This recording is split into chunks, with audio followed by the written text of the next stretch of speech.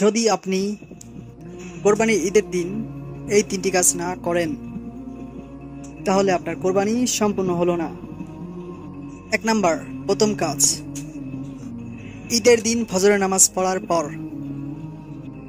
কোরবানি করার পর যে প্রথম খাবারটি খাবেন সেটা যেন কোরবানির গোশত দিয়ে হয়। সুনান ইবনে মাজা ১৭৫৬ হাদিসে রয়েছে, নবীজি সাল্লাল্লাহু আলাইহি সাল্লাম কোরবানি করার আগে কিছুই খেতেন না।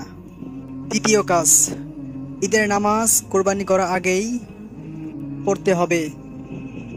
ঈদের নামাজ পড়ার পূর্বে পশু জবাই করলেও তার কোরবানি কবুল হবে না। তৃতীয় কাজ, কোরবানি নিজে করেন, নয়তো কোরবানির পশুর সামনে দাঁড়িয়ে থাকেন।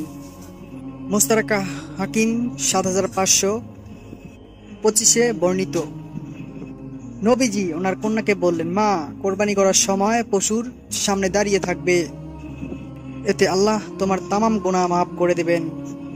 আশা করি বুঝতে পারছেন কোন কোন বিষয়টি করলে কোরবানি কবুল হবে না বা সফল হবে না।